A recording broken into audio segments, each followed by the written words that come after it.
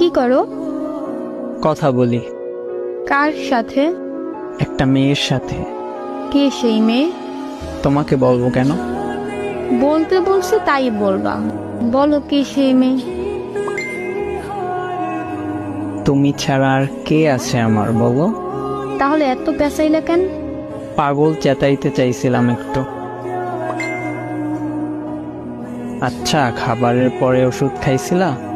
না, কেন? এমনি ভালো লাগে না। আচ্ছা, বাই, ভালো থেকো।